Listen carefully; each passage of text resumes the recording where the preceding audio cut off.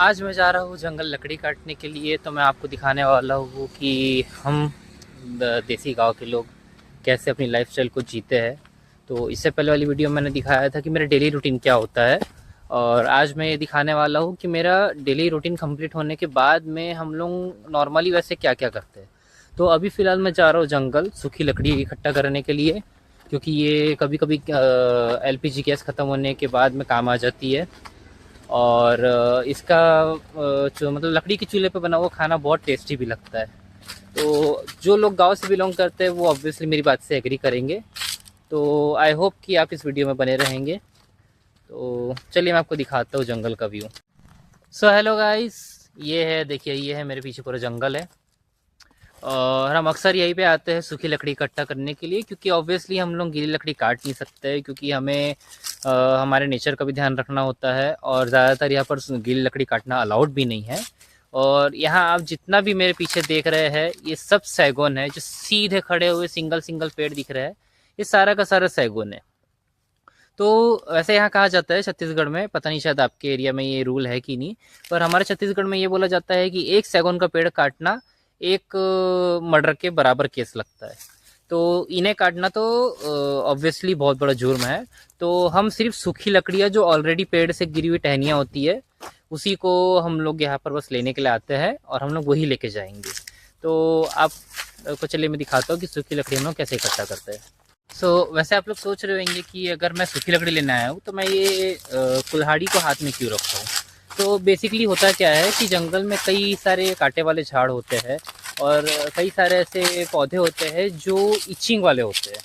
मतलब बहुत से जहरीले पौधे भी हो सकते हैं, बहुत से अच्छे भी हो सकते हैं, हर्बल हर्ब्स वगैरह। और हमें उन सबको देखते हुए भी ध्यान रखना पड़ता है। तो जो जहरीले पौधे होते हैं ना, उसे हमें इस टंगिए से, जिसे आप लोग नॉर्मल भाषा में कुल्हाड़ी कहते हैं, हमारे यहाँ टंगिया कहते हैं।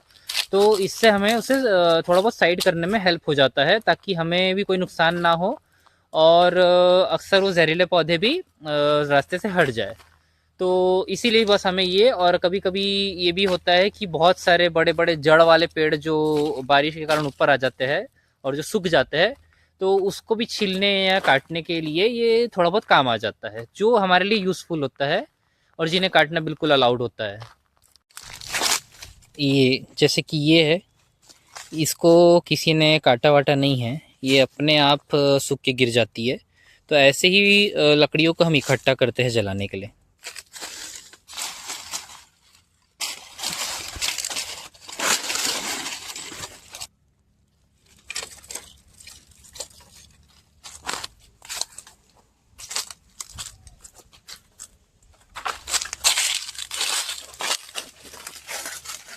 ये देखिए गाइस, तो जैसे ये अपने वेट से ये पेड़ गिर चुका है और ये अब सूख चुका है, तो इसका कोई काम नहीं है।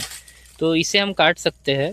और ये कोई ऐसा पेड़ भी नहीं है कि इसे काटना अलाउड नहीं है, ये बस एक जंगली सा पेड़ है।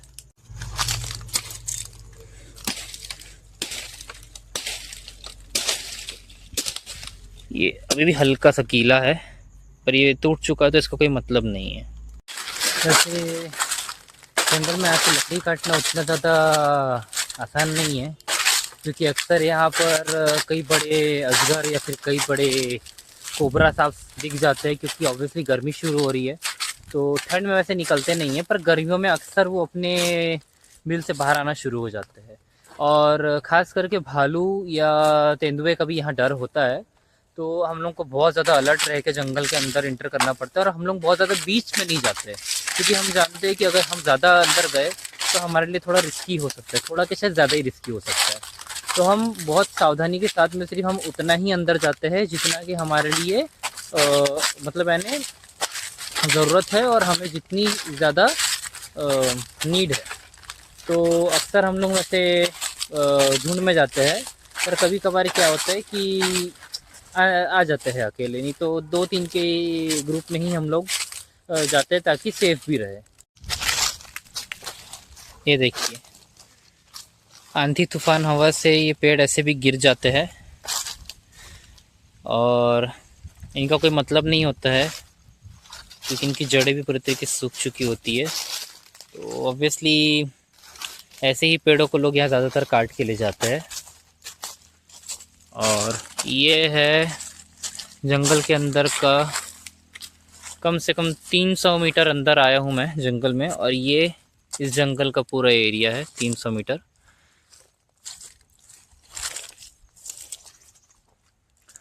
और वो सामने में आप देख सक रहे हैं एक बड़ा पेड़ का तना गिरा हुआ है, और लोग ऐसे ही गिरे हुए पेड़ के तनों को काट के ले जाते हैं यहाँ से टुकड़े टुकड़े में। तो फिलहाल तो ये बहुत ज़्यादा ही बड़ा पेड़ है, तो इसे काटने के लिए मुझे फिर कभी आना पड़ेगा, क्योंकि इसे काटना थोड़ा मुश्किल काम है। तो जैसा कि आप देख सकते हैं यही है जंगल का व्यू, और यहाँ से लगभग उस तरफ 200 मीटर दूर पर रोड है, और यहाँ अंदर में सिर्फ जंगल, और हमारे घर जाने का रास्ता वो रहा।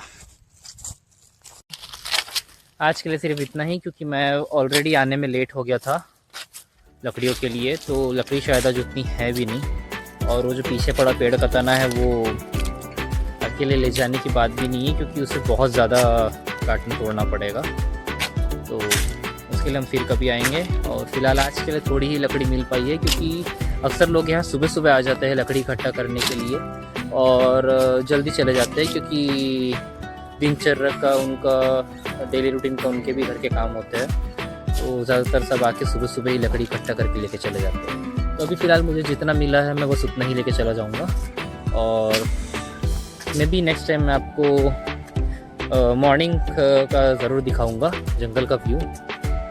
और अगर आप कभी भी विलेज एरिया में विज़िट करते हैं और आपके आसपास जंगल है, तो प्लीज़ अपने एरिया के जंगलों में जाए, अपने एरिया के जंगलों को एक्सप्लोर करें, वहाँ क्या है कि इतना अच्छा मतलब वहाँ पर स्पेस है, व्यू है घूमने के लिए, क्योंकि ज़रूरी नहीं है कि यार जंगल हमेशा अनसेफ हो। अगर आप ग्रुप में जाओ और ज़्यादा अंदर तक ना जाओ तो एक बहुत अच्छा पिकनिक स्पॉट भी बन सकता है। सो आई गेस कि शायद आपको मेरा ये वीडियो पसंद आया होगा। तो मिलते हैं गाइस नेक्स्ट वीडियो में। सो तब तक के लिए टेक केयर, और थैंक यू सो मच मेरी वीडियो यहाँ तक देखने के लिए। सो सी यू लेटर गाइस।